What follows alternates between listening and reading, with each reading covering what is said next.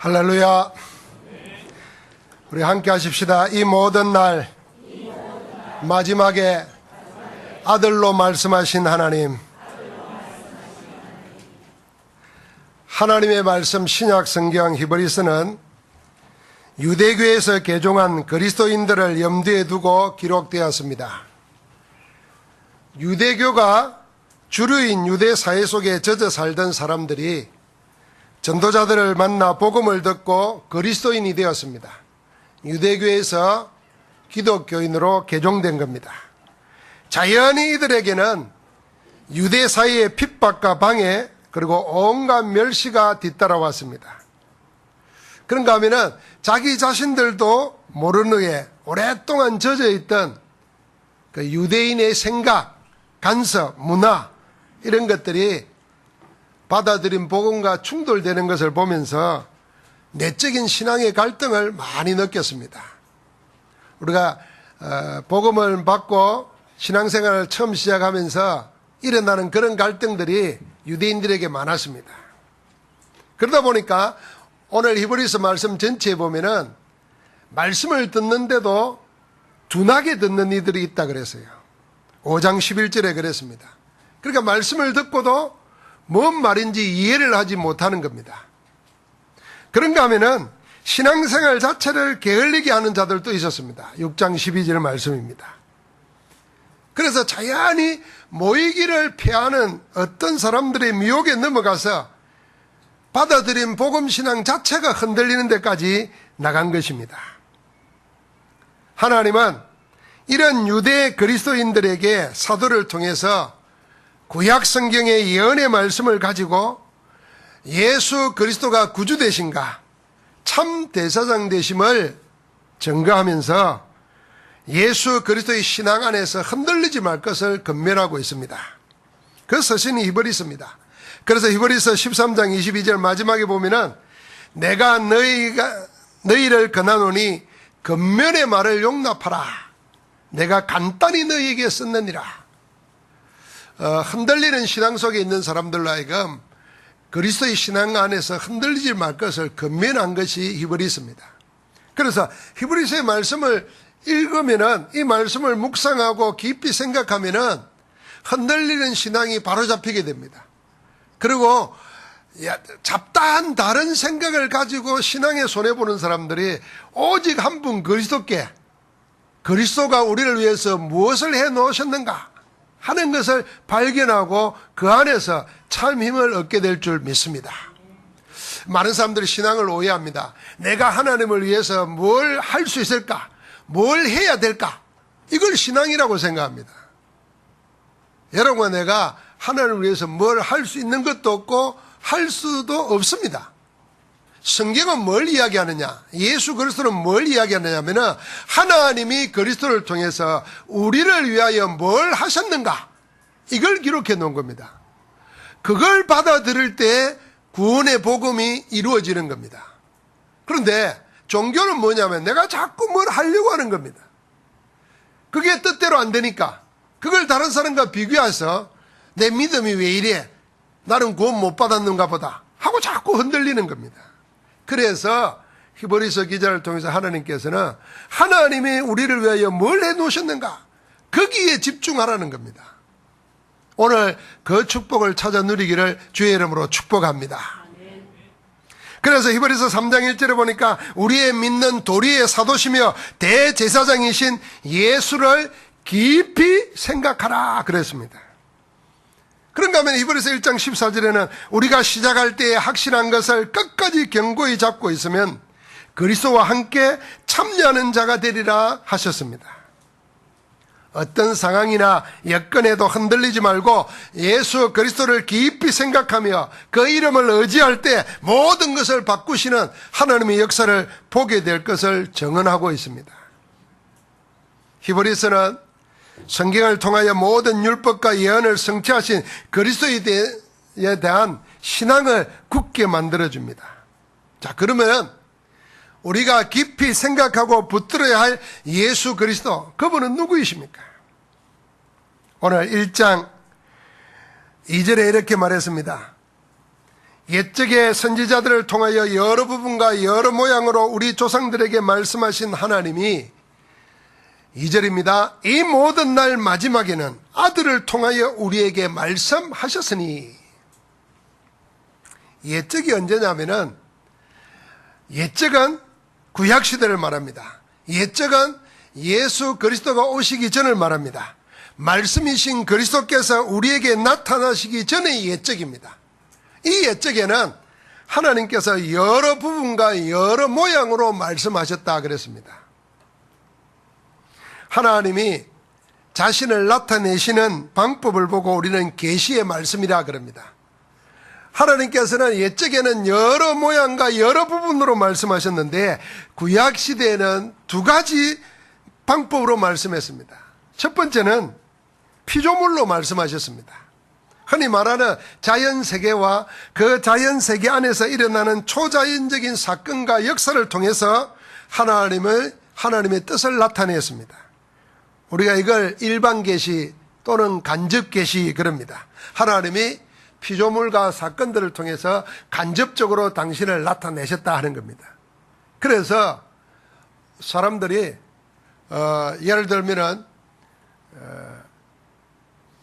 이 땅을 딛고 살 때는 모르다가 우주에 올라가서 아름다운 우주 세계를 보면서 야, 하나님이 살아 계시구나. 어떻게 창조주가 없다면 이렇게 정교하고 이렇게 완벽하게 모든 것이 움직일 수 있을까? 그래서 하나님이 계시구나 이런 사람들이 있습니다. 그걸 간접적으로 하나님을 알린다는 겁니다. 또 하나는 하나님이 당신의 뜻을 전달할 선지자를 세워가지고 말씀하셨습니다. 그 선지자에게 말씀을 주시고 선지자는 하나님께로부터 받은 말씀을 전달했습니다. 선지자는 자기 생각을 말하지 않고 하나님이 주신 말씀을 받아서 전하였습니다. 하나님을 대신해서 말한 것입니다. 그래서 선지자를 대언자다, 예언자다 그렇게 말합니다. 그래서 구약의 예언은 전부가 그런 것입니다. 그러나 오늘 말씀에 옛적에는 그랬지만은 모든 날의 마지막에는 딱 한 가지로만 말씀하셨습니다.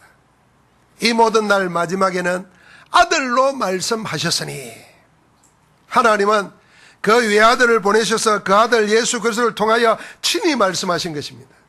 그래서 신약시대에는 하나님의 모든 말씀이 그리스도 한 분 예수 그리스도를 통하여 직접 말씀하신 겁니다. 그래서 예수 그리스도를 특별계시, 직접계시라 그럽니다. 여러분 간접계시, 직접계시겠습니다. 하나님이 구약시대 때는 여러 부분 여러 모양으로 간접적으로 당신을 나타내셨어요. 그러나 마지막 때는 아들 되시는 예수 그리스도로 직접 말씀하신 것입니다. 직접 보여주신 겁니다. 그런데 우리 인간이 창세기 3장으로 인하여 완전히 타락하고 난 다음에는 하나님을 알 수 없게 됐습니다. 어떻게 해요? 간접적으로 일반적으로 하나님을 알 수 없게 되었습니다. 하나님을 알 수 있는 지식이 다 없어져 버렸습니다. 그걸 보고 원죄로 인한 전적 타락이라는 겁니다. 그래서 그 증거로 복음 모르는 구원받지 못한 사람들이 무슨 형상을 만들었고 큰 돌멩이를 보고 큰 나무를 보고 빌고 그럽니다. 그걸 신이라 그러는 거죠. 그러니까 하나님을 알 수 없게 되어버렸습니다. 하나님 떠나가지고 사단의 종이 되고 죄와 저주의 법에 걸리고 난 다음에는 이런 지식이 없어져 버렸어요. 그래서 이제는 하나님께서 직접 당신을 알리시기는 겁니다. 알리시기 위해서 우리 가운데 오신 그분이 예수 그리스도십니다. 하나님이 친히 자신을 나타내시고 그래서 육신을 꼬셔가지고 직접 말씀하신 것입니다. 그 말씀이 하나님의 말씀인 성경입니다. 성경은 하나님의 말씀입니다. 예수 그리스도를 전가하는 하나님의 말씀입니다. 예수 그리스도를 통하여 말씀하신 하나님의 말씀을 기록해 놓은 것이 성경입니다. 그래서 종교개혁자 마틴 루터는 성경의 목적을 그리스도를 되풀이하여 가르치는 것이라 그랬습니다. 성경이 뭐냐? 그리스도를 되풀이해서 가르치는 것이 성경이라 그랬어요. 그러면서 뭐라 그러냐면 이 그리스도는 성경이 계시하는 유일한 절대 기준이다. 수학적인 점이다. 이렇게 말했습니다. 요한 칼빈은 뭐라고 했냐면 성경을 읽어야 되는 이유를 말씀하면서 이렇게 했습니다. 성경을 읽어야 우리가 진정으로 예수 그리스도를 알게 된다 그랬습니다. 왜 성경을 읽어야 되느냐? 하나님 아버지가 그리스도 예수 안에 있는 무한한 풍성함을 성경을 통해서 우리에게 공급해 주시기 때문이다 그랬습니다. 자, 그러니까 하나님의 마지막 말씀인 예수 그리스도를 성경을 안 읽으면 알 수가 없어요. 자, 그리스도를 알지 못하면 하나님이 그리스도를 통해서 모든 풍성한 것을 공급해 주시는데 하나님의 풍성함을 맛볼 수가 없어요. 그러니까 하나님의 자녀이고 구원받았고 신앙생활 하면서도 하나님의 말씀이 내 속에 거하지 않으니까 궁핍해지는 겁니다. 여러분, 돈이 없어 궁핍함이 아니에요. 행복이 없어 궁핍함이 아니에요. 진짜로 뭐냐면 하나님이 모든 것을 풍성히 공급해 주시는 예수 그리스도를 성경을 통해서 우리에게 말해주는데 내가 성경을 모르고 성경을 안 읽고 성경 속에 있는 그리스도를 모르니까 내가 궁핍해지는 겁니다. 그래서 하나님은 예수 그리스도를 통하여 지금도 말씀하고 계십니다. 말씀하신 그분이 지금도 말씀을 통해서 지금도 역사하고 계시는 겁니다. 그래서 우리는 설교를 듣는 것이 아니라 살아계신 음성을 성경과 강단을 통해서 들어야 살 수 있습니다. 지금도 하나님의 말씀은 살아있습니다. 지금도 예수 그리스도는 살아서 그 이름으로 역사하고 계십니다. 성경은 살아있는 하나님의 말씀입니다. 그래서 구약 성경은 예언의 말씀입니다. 예수 그리스도를 예언하는 말씀입니다. 모세의 율법이나 선지자들의 모든 예언은 그래서 첫 언약이라 그러고 옛 언약이라 그랬습니다. 그리고 그 모든 전부는 실체를 생각나게 하는 모형이고 그림자라고 히브리서 8장에 기록해 놓았습니다. 구약의 말씀은 전부 오실 그리스도를 예언하고 오실 메시아를 고대하게 만드는 그림자인 것입니다. 그러면 신약의 성경은 뭐냐면 그 예언된 그리스도가 우리에게 오셨다는 것의 증거입니다. 그리스도가 오셔서 이미 예언된 하나님의 말씀을 다 완성시켰었다는 기록입니다. 그래서 신약은 옛 언약이 아니고 신약, 새 언약이라는 겁니다. 그림자가 아닌 본체라고 말하는 것입니다. 자, 그런데 구약이나 신약이나 놀라운 것은 성경이 그냥 문자가 아니고 종이책이 아니라 살아있는 하나님의 말씀이라는 증언입니다. 오늘 히브리서 4장 12절에 뭐라 그러냐면 하나님의 말씀은 살아있고 활력이 있어. 살아있으니까 움직인다는 거죠. 움직이는데 어떻게 움직이냐? 힘있게 역사한다는 겁니다. 그래서 활력이 있다 그랬고 지난번 얘기는 운동력이 있다 그랬습니다. 살아있지만은 활력이 없는 사람 많아요. 자, 나이 들고 늙으면 그래지죠. 살아있는데 활력이 없어요. 그러니까 뭐 나타나는 역사가 없죠. 그런데 하나님의 말씀은 살아있을 뿐 아니라 활력이 있다 그랬어요. 어느 정도로? 좌우의 날성금보다도 더 예리해서 홍과 영과 관절과 골수를 찔러 쪼개기까지 하며 또 마음의 생각과 뜻을 판단하나니 그랬습니다. 살아있는 하나님의 말씀이 운동력이 있어가지고 우리의 영혼과 우리의 육신과 우리의 마음과 생각과 뜻을 다 감찰하고 다 해결하실 줄 믿습니다. 그게 살아있는 말씀입니다. 여러분, 내가 성경은 종이책이 아닙니다. 그냥 문자를 기록해 놓은 것이 아닙니다. 하나님이 살아있듯이 하나님의 말씀인 성경도 살아있는 말씀으로 우리 가운데 역사하는 것입니다. 그래서 지금도 이 말씀을 언약으로 그냥 지나가는 말로 그냥 어떤 사람이 하는 얘기로 듣지 않고 내게 하나님이 주시는 언약으로 딱 붙잡는 사람에게는 지금도 말씀 살아있는 증거가 일어납니다. 하나님의 말씀을 그냥 들어도 그만 안 들어도 그만 그런 걸로 하는 게 아니라 생명으로 딱 붙드는 자에게는 히브리서 4장 12절이 성취됩니다. 이 말씀으로 육신이 치유되고 이 말씀으로 우리의 마음과 생각이 온전해지고 이 말씀으로 우리의 영혼이 살아서 힘을 얻게 될 줄 믿습니다. 그런데 하나님의 말씀을 언약으로 생명으로 붙잡는다는 말이 뭐겠습니까? 먼저 알아야 됩니다. 성경에는 흐름이 있습니다. 무슨 흐름이냐면 하나님께서 하나님 떠난 인간, 죄인입니다. 죄를 지어 죄인이 아니고 하나님 떠난 인생을 보고 죄인이라는 것입니다. 그래서 하나님께서 하나님 떠난 죄인을 찾아 구원하시는 이 구원의 흐름, 그게 성경입니다. 그래서 성경을 구원사다, 구속사다 그렇게 말하는 겁니다. 그게 복음입니다. 이 복음의 언약의 흐름 속에 있는 자는 구원받은 자입니다. 자연히 하나님의 구원의 역사를 귀하게 여기고 쓰임받게 됩니다. 그런 사람들의 이름을 히브리서 11장에 다 기록해 놓았습니다. 그래서 그들을 믿음의 영웅이라 그럽니다. 자, 이 성경에 있는 구원 역사, 복음의 흐름 속에 있는 자가 날마다 하나님이 살아계시면서 내게 말씀을 주시고 그 말씀을 누리게 하시고 기도하게 하시고 그 말씀을 전달하게 하시고 전도, 이 흐름 속에 있으면 그 사람에게는 히브리서 11장의 증인들처럼 하나님의 살아있는 증거가 일어나는 것입니다. 여러분, 우리가 다 듣고 알고 있지만은 체험을 못하면 내 것이 안 되는 거잖아요.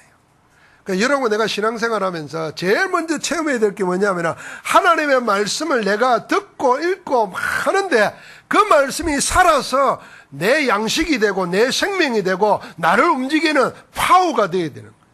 그걸 체험해야 됩니다. 자, 그러려면 구원받은 여러분과 나는 성경의 구원 역사의 흐름, 복음의 흐름 속에 있어요.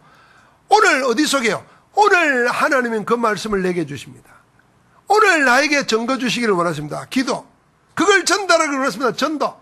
이 속에 있기만 하면 살아있는 하나님의 말씀의 응답을 받게 될 줄 믿습니다.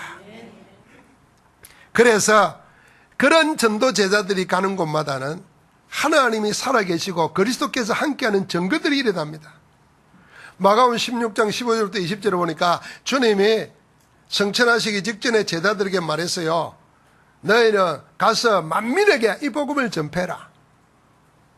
그래서 이 복음을 전하면은 무슨 독을 먹든지 무슨 해를 입든지 결탄코 해를 입지 않을 것이다. 자, 이 말씀을 듣고 제자들이 현장에 나갔습니다. 현장에 나갔는데 하나님의 역사 기적이 막 일어납니다. 왜 일어났는가 기록에 냈어요. 하나님 보좌 우편에 앉은 주님께서 말씀 전하는 제자들의 현장에 함께 하심으로 그 말씀이 확실하다는 것을 확증해 주셨다 그랬습니다. 여러분, 우리가 말씀을 언약으로 생명으로 붙잡는다는 말을 잘 오늘 기억해야 됩니다. 이 말씀을 붙잡은 복음의 흐름 속에 우리가 있어요. 그래서 오늘의 말씀, 오늘의 기도, 오늘의 전도를 찾아내면 여러분, 내가 가는 데마다 어떻게 해요? 주께서 함께 역사하시는 겁니다. 내 사업 속에, 내 만남 속에, 내 기도 속에, 내 숨쉬는 속에 하나님이 함께 하실 줄 믿습니다. 그게 말씀을 체험하는 겁니다. 자, 이 살아있는 하나님의 말씀의 마지막이 예수 그리스도이십니다. 예수 그리스도는 하나님의 마지막 말씀으로 지금도 살아서 역사하고 계십니다. 한번 같이 합시다. 살아있는 하나님의 말씀에 마지막이 예수 그리스도이시다. 여러분, 마지막이니까 다른 거 다 몰라도 하나님의 마지막 말씀인 예수 그리스도 바로 알면 모든 것 다 아는 것입니다. 성경을 다 알아요. 창세기부터 구약 공부하고 신약 다 공부했는데 딱 하나만 몰라요. 예수가 그리스도 되신 것만 몰라요. 그러면은 그거는 모든 것 모르는 겁니다. 성경 모르는 거예요. 여러분 주위에 성경대학을 나가지고 학사모 쓰고 사진 찍은 거 집에 걸어놓고 또 성경을 막 하는데 그 입에서 예수 말하는 게 아니고 예수가 그리스도 되심이 증거 안 되면은 그 사람은 마지막 말씀을 놓친 거예요. 여러분, 마지막이라는 게 끝이기도 하지만 마지막이라는 건 완성이라는 것입니다. 마지막이라는 것은 전부를 판단하는 마지막 결론이라는 겁니다. 그런데 하나님의 그 모든 말씀의 마지막이 누구라고요? 누구라고요? 그 입을 좀 열어서 말을 해보세요. 여기서 말 못하는 사람이 집에 가서 말하겠어요? 못합니다. 그래서 그 입에 자꾸 예수가 그리스도가 나와야 되는데 이놈의 주둥아리에서 자꾸 다른 게 나온단 말이에요. 예수가 그리스도이시면 안 나오고 막 아이고 죽겠다 못 살겠다 세상에 막 집어여 놓은 게 그냥 입만 열면 나오는 거예요. 그냥. 그 예수 믿는 사람이 제일 먼저 일어나고 아이고 죽겠다. 그러기를 20년이라 아직도 안 죽고 있어요. 그러니까요, 여러분. 마지막 말씀, 끝이고 완성이고 결론입니다. 지금도 하나님은 그리스도로 말씀하고 있습니다. 아들로 말씀하십니다. 그래서 마지막 말씀인 그리스도가 모든 것입니다. 그래서 우리가 그리스도를 하나님의 모든 것이라 그러는 겁니다. 히브리서는 이 모든 것보다 훨씬 더 뛰어나신 분 예수 그리스도를 증언합니다. 천사보다도 더 뛰어나고 모세의 율법보다도 더 뛰어나고 수많은 살았다가 사라져간 죽어간 제사장들을 다 모아놓은 것보다 더 뛰어나신 분이 예수 그리스도이시다. 할렐루야. 그래서 히브리서는 전체를 읽을 말합니다. 1장은 전부는 천사보다 더 뛰어나신 그리스도를 말합니다. 여러분 지금 천사를 숭배합니다. 또 어떤 종교는 기도할 때 천사를 중보자로 삼습니다. 그래서 이 땅에 살면서 신앙을 가지고 좀 특별한 일을 해놓은 사람을 나중에는 성인으로 올립니다. 그 성인이 되면은 그 사람 이름으로 기도할 수 있다고 말합니다. 이게 전부 다 속이는 것입니다. 성경은 뭐라 그럽니까? 하나님과 우리 사이의 중보자는 한 분이시라 그랬어요. 우리의 유일한 중보자, 여러분과 나를 하나님 만나게 해주고 우리의 기도를 하나님과 연결시켜 주는 분은 한 분이시니 예수 그리스도이십니다. 그래서 우리를 보고 그리스도 이름으로 기도하라 그랬어요. 내 이름으로 기도하면 다 응답받는다 그랬어요. 그런데 종교들이나 세상 사람들 모르는 사람들은 천사를 숭배합니다. 그래서 유대인들이 그러고 있기 때문에 하나님께서 사도를 통해서 모든 천사보다 더 뛰어나신 분이 있다. 그분이 예수 그리스도다. 이렇게 말하는 겁니다. 4절에 말합니다. 그가 천사보다 훨씬 뛰어남은 그들보다 더욱 아름다운 이름을 기업으로 얻으심이니 예수가 그리스도란 이 이름을 얻었기 때문에 이 이름밖에 없기 때문에 천사들과 비교가 안 되는 겁니다. 그러면서 말합니다. 내가 천사들 어느 천사에게 이렇게 말한 적이 있느냐 말씀하면서 하나님이 말합니다. 너는 내 아들이라 오늘 내가 너를 낳았다 하셨고 5절입니다. 6절에는 뭐라 그러냐면 나는 그에게 아버지가 되고 그는 내게 아들이 되리라 하셨습니다. 천사에게는 절대로 이런 말 안 했는데 하나님이 아들 예수 그리스도에게는 이렇게 말씀하신 겁니다. 결정적으로 말한 게 있습니다. 그리스도에 대해서. 그게 히브리서 1장 13절입니다. 내가 내 원수로 내 발등상이 되게 하기까지 너는 내 우편에 앉아 있으라. 사단을 발등상 되게 밟을 때까지 내 우편에 앉아 있으라. 주님과 하나님이 하나임을 말씀하신 겁니다. 그러나 천사는 불의는 영입니다. 심부름꾼에 불과합니다. 아들 예수 그리스도를 섬기는 심부름꾼이 천사일 뿐 아니라 1장 14절에는 뭐라 그러냐면 영으로 구원받을 상속자, 여러분 내가 예수 그리스도를 믿어 구원받을 상속자 하나님의 자녀들을 위하여 부리는 영으로 우리에게 있다는 겁니다. 그래서 천사가 우리를 부르하고 천사가 우리를 섬겨야지 우리가 구원받은 자녀가 천사를 섬기는 거 아닙니다. 여러분 천사 그러면은 무슨 생각납니까? 막 날개 달려있고 막 아름다운이라고 좀 특별한 영적 존재 생각하죠. 그러나 그들은 우리보다 못합니다. 우리는 그들을 부릴 수 있는 하나님의 기업의 상속자가 된 줄 믿습니다. 그게 구원받은 자예요. 그래서 그리스도 있는 자들에게는 이 세상의 그 어떤 영적 존재와도 비교할 수 없는 하나님의 자녀의 신분을 가졌으니까 하늘과 땅의 근세가 있으신 그리스도 이름 가지고 이 세상의 모든 영적 싸움에서 승리하라고 하시는 겁니다. 그러니까 여러분 내가 영적으로 시달리고 눌릴 이유가 하나도 없게 만들어버렸습니다. 3장과 4장은 이 예수 그리스도는 모세 율법보다 더 뛰어나다는 것을 증거하고 있습니다. 유대인들이 생각할 때 자기들 스스로가 존경하는 인물이 있어요. 아브라함입니다. 믿음의 조상이라. 아브라함의 후손인 것을 자랑스러워했습니다. 그 다음에요, 그들이 모세의 후손이라는 걸 자랑스럽게 했습니다. 모세가 쓴 모세오경, 창세기, 출애굽기, 레위기, 민수기, 신명기, 이것만 유대인들은 토라라, 성경이라고 합니다. 이것만. 그러니까요, 모세를 엄청나게 귀중하게 여기고 모세를 엄청나게 높였습니다. 자, 그래서 하나님께서 사도를 통해서 모세가 보다 더 영광을 받을 만한 것이 예수 그리스도다, 그렇게 말합니다. 그래서 3장 4절에는요, 모세는 무엇과 같냐면요, 집과 같다 그랬어요. 하나님의 온 집에서 종으로서 신실하였고, 예수 그리스도는 하나님의 집을 맡은 아들로서 그와 같이 하셨다 그랬습니다.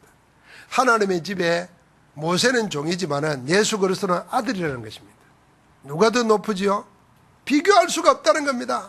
모세의 율법보다도, 모세보다도 더 뛰어나고 더 완성시키신 분이 예수 그리스도이십니다. 그래서 유대인들은 모세를 그렇게 하다 보니까 모세의 율법에 매이고 그 율법에 묶여가지고 복음으로 나아가지 못하고 흔들리는 겁니다. 여기에 쩔어 살다가 복음을 맛보니까 복음보다는 율법에 눈에 보이잖아요. 거기에 매달립니다. 여러분, 전도 현장에 가면은 복음을 모르고 신앙생활을 열심히 했던 사람들이 이유 없는 고난을 당합니다. 망해도 한 번 두 번이지 저주장이 끊이지가 않아요. 그래서 이 사람 속에는 내가 그렇게 신앙생활을 열심히 하고 그렇게 헌금하고 그렇게 충성봉사인데 왜 자꾸 이러냐 말이에요. 두 가지로 나옵니다, 반응이. 하나는 이게 뭐냐 말이야, 이런 사람이 있고, 한 사람은 이게 내가 지어야 될 십자가다, 이렇게 생각합니다. 그게 믿음 좋다고 생각해요. 둘 다 틀린 겁니다. 둘 다 틀린 겁니다. 신앙생활은 그런 게 아니거든요. 그래서 마음의 불신을 가지고 막 있다 보니까 육신의 병도 들어요. 일도 안 돼요. 그 사람이 딱 한 가지 모르고 있는 겁니다. 다른 거 다 하고 있는데 눈에 보이는 거 율법으로 충실했는데 복음의 생명을 모르는 겁니다. 그래서 우리가 복음 말해야 되는 겁니다. 여러분, 신앙생활 하면서 이유 없이 자꾸 어려움 당하면은 빨리 눈치채야 됩니다. 내가 진짜 놓치고 있는 게 뭔가. 오늘 하나님이 옛적에는 여러 부분 여러 모양으로 말했지만 마지막 때는 말씀이신 아들로 말씀하시는 줄 믿습니다. 그 아들 붙잡아야 돼요. 5장부터 7장까지는요, 모든 제사장들보다 더 뛰어나신 그리스도를 증거합니다. 이 제사장들은 중요합니다. 예를 들면 이스라엘 백성들이 1년에 3번은 성전에 올라가서 제사를 드려야 됩니다. 그래야 자기 죄가 사함받고 이 땅에 살아가는 동안 하나님의 은혜를 입을 수 있다고 생각했습니다. 그래서 올 때마다 제물을 가지고 옵니다. 그 제물을 가져오면은 제사장은 아무나 되는 게 아니에요. 혈통이 레위 계통으로 제어야 됩니다. 이 제사장이 제물에 손을 얹고 이 가져온 사람의 죄를 전가시킵니다. 그리고는 피를 흘리고 이 사람의 죄를 대신해서 죽습니다. 그걸 불태워서 제사를 드리는 거예요. 자, 제사장이 없으면은 죄 사함을 받지 못하고 하나님께 나아갈 수가 없어요. 얼마나 귀중합니까? 그런데 이 육신의 제사장은 육신을 가졌고 자기도 죄인이기 때문에 다른 사람의 죄를 사하기 전에 먼저 자의 사함을 받아야 돼요. 그런데 이 사람은 육신을 가지고 있기 때문에 죽어요. 그래서 끝이 없이 육신의 제사장들은 계속 그랬던 겁니다. 그런데 한 분의 영원한 제사를 들은 분이 나타나셨다. 그분이 예수 그리스도다, 그 말입니다. 다시 제사를 드릴 것이 없도록 자기를 제물로 들여가지고 단번에 여러분과 나의 모든 죄를 대신해 버렸습니다. 그래서 다시 다른 제사가 필요 없도록 오직 그리스도만으로 되도록 주님이 다 이루신 줄 믿습니다. 여러분, 이걸 깊이 생각해 보면요, 얼마나 우리가 큰 확신과 능력 가운데 담대하게 살 수 있는 근원이 뭔가를 알 수 있습니다. 주님이 다 끝내버렸다는 거예요. 그래서 세상 사람들은 막 미혹하고 속입니다. 점쟁이들이 흔히 하는 게 뭐예요? 무당들이 가면 문제 일어나면, 야, 이거 삼재가 들었다, 예? 큰 굿을 해야 된다는 거예요. 그 얼마짜리 합니까? 네가 전에는 10만 원, 20만 원 냈지만 이번에는 한 500만 원짜리 해야 된다. 10만 원, 20만 원, 500만 원짜리 해야 돼.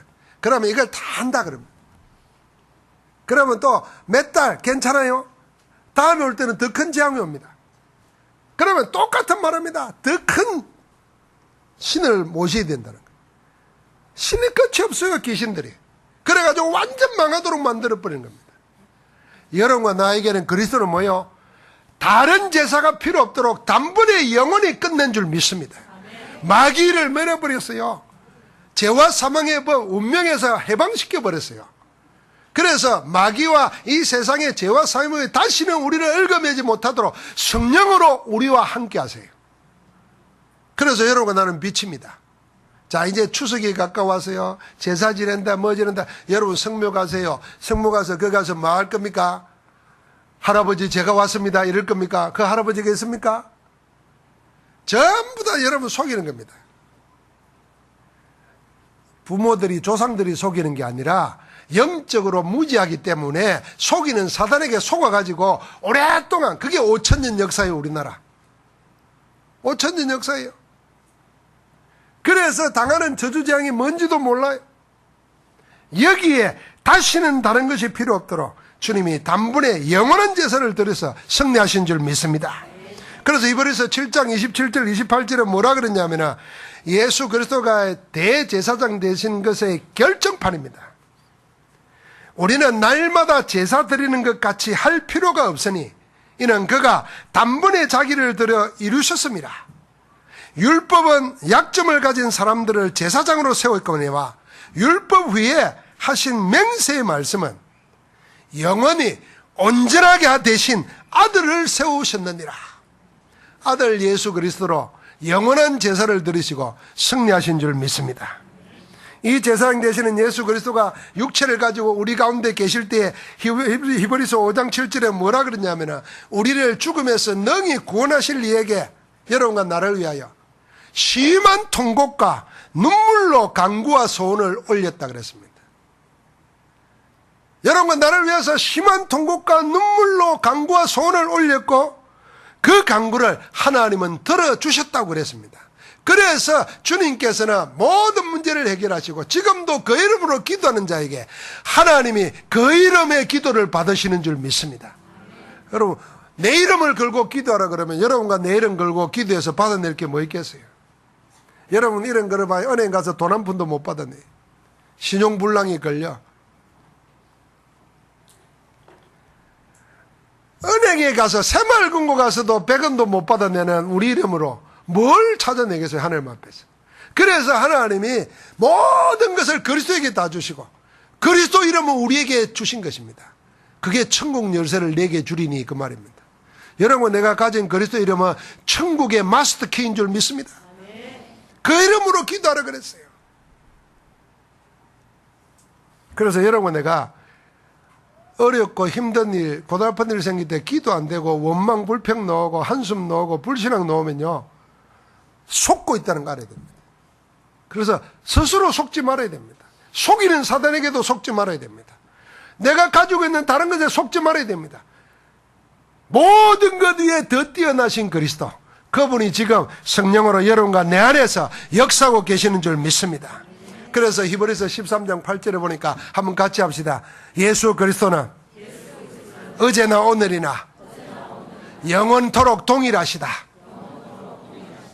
그러니까 성경에 기록된 그 예수 그리스도는 지금도 역사하고 계신다 그 말입니다. 그 이름으로 지금도 그리스도의 역사가 일어나는 줄 믿습니다. 참왕의 역사가 일어납니다. 우리를 둘러싸고 있는 흑암의 근세가 그 이름 앞에 무너집니다. 참 제사장의 역사가 일어납니다. 여러분과 나를 얽어맺는 운명, 죄와 사망의 법이 꺾입니다. 참 선지자의 역사가 일어납니다. 하나님을 아는 지식이 풍성하게 됩니다. 그래서 영생을 누리게 되는 줄 믿습니다. 하나님께서는 마지막 때 마지막 말씀으로 예수 그리스도를 보내주셨습니다. 그리스도는 하나님의 모든 뜻을 다 이루었습니다. 하나님께서는 지금도 마지막 말씀이신 그리스도가 여러분과 나의 마지막 되기를 원하십니다. 나의 마지막 소원이 그리스도. 나의 마지막 말씀 메시지가 예수가 그리스도. 여러분과 나의 마지막 인생길 가는 길에 동반자가 누구겠습니까? 예수 그리스도.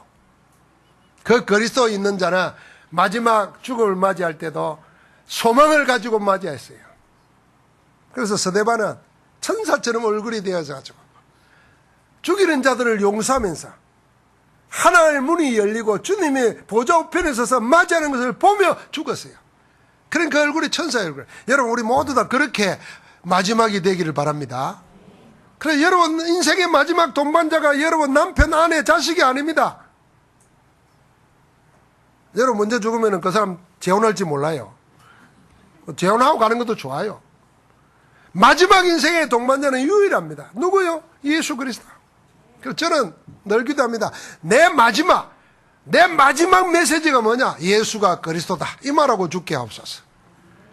내 마지막 소원이 뭐냐? 예수가 그리스도, 나의 모든 것 되옵소서.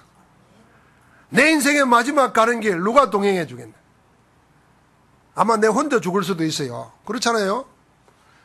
혼자 자다가 뭐 깔꼬닥 갈 수도 있잖아요. 그 마지막 인생에 아무도 같이 안 해주는데 나를 같이 해줄 사람 예수 그리스도. 그럼 지금 누구에게 투자해야 되겠습니까? 내 죽을 때 저 멀리 도망가서 남편한테 인생 투자하면 안 돼요. 자식한테 인생 투자하면 안 돼요.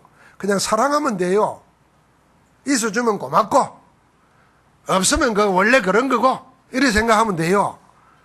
누구에게 투자해야 돼? 내 마지막 가는 길을 동행해 줄 그리스도께 투자해야 돼. 말씀을 맺습니다. 예수 그리스도가 여러분의 마지막 말씀이고 마지막이 되시기를 주의 이름으로 축복합니다. 3장 1절에 보니까 예수 그리스도를 깊이 생각하라 그랬어요. 옆 사람 한번 축복해 보십시다. 예수 그리스도를 깊이 생각하십시오. 깊이 한번 생각해 보시기 바랍니다. 아마 또 깊이 생각이 되어지면 더 좋아요. 여러분 누구를 사랑하면 생각 안 하려고 해도 자꾸 생각되죠. 뭐 그거 어쩔 수 없잖아요. 자꾸 생각돼요. 그리스도가 그렇게 자꾸 생각되어져야 돼요. 자, 그리스도 그분이 누굽니까? 오늘 1장 3절에 보니까 예수 그리스도는 하나님의 영광의 강체십니다. 그리스도를 알면 하나님의 영광의 빛이 우리 안에 들어오시는 겁니다. 그 본체의 형상이라 그랬습니다. 그분은 능력의 말씀으로 만물을 붙들고 계십니다. 죄를 정결하게 하는 일을 하시고 높은 곳에 계신 지극히 크신 이의 우편에 앉아 계시면서 여러분과 나를 위하여 지금도 간구하고 계십니다. 그 주님이 히브리서 13장 20절에 보니까 양들의 큰 목자라고 그랬습니다. 주님이 우리의 목자요 우리는 그의 기르시는 양입니다. 목자가 양을 알고 앞서가며 인도하시듯이 주님이 여러분과 나를 알고 내 이름을 알고 우리의 사정과 형편을 알고 우리의 미래까지도 알고 우리를 인도하고 계시는 줄 믿습니다. 그래서 그분이 무슨 일을 하셨습니까? 히브리서 2장 14절부터 18절에 그 주님이 육신을 입고 오셔가지고 그 오신 이유는 뭐냐? 죽음을 통하여 죽음의 세력을 잡은 자, 이게 누구냐? 마귀입니다. 이 마귀를 멸하시고 일평생 마귀에게 잡혀 종로로 타는 인생을 건지기 위해서 오신 줄 믿습니다. 그래서 십자가에서 마귀를 멸해버리시고 부활하셔서 우리의 주가 되시는 겁니다. 일평생 여러분과 나를 속이는 사단의 세력을 꺾어버린 주님이십니다. 그래서 히브리서 4장 14절 16절을 보니까 그러므로 우리에게 큰 대제사장이 계시니 성천하신 이 곧 하나님의 아들 예수시라. 우리가 믿는 도리를 굳게 잡을지어다. 그리스도 믿는 도리를 굳게 잡고 승리하시기를 주의 이름으로 축복합니다. 그분이 어떤 분입니까? 여러분과 나를 잘 아십니다. 그래서 히브리서 4장 15절 16절 같이 한번 읽어보십시다. 왜 우리가 예수 그리스도를 굳게 붙잡아야 되느냐? 4장 15절 16절 같이 합니다. 우리에게 있는 대제사장은 우리의 연약함을 동정하지 못하실 리가 아니요 모든 일에 우리와 똑같이 시험을 받으신 이로되 죄는 없으시니라. 그러므로 우리는 긍휼하심을 받고 때를 따라 돕는 은혜를 얻기 위하여 은혜의 보좌 앞에 담대히 나아갈 것이니라. 아멘. 왜 우리가 예수 그리스도를 굳게 붙잡아야 됩니까? 그분은 우리의 연약함을 모르는 분이 아니라 그랬어요. 다 친히 체험하셨어요. 그래서 얼마든지 여러분과 나를 도울 수 있습니다. 그래서 우리는 어려움 당할 때 낙심하고 원망하고 우려하지 말고 어디 앞에요? 담대히 은혜의 보좌 앞에 나아가라고 하시는 겁니다. 그분은 영원히 계시기 때문에 여러분과 나에게 자기를 힘입어 나 하나님께 나오는 자들을 온전히 구원하실 수 있다 그랬습니다. 그가 항상 살아계셔서 우리를 강구하고 계신다고 히브리서 7장 24절 25절에 정언하고 있습니다. 사랑하는 성도 여러분, 그 응답을 받은 자들이 히브리서 11장의 영웅들입니다.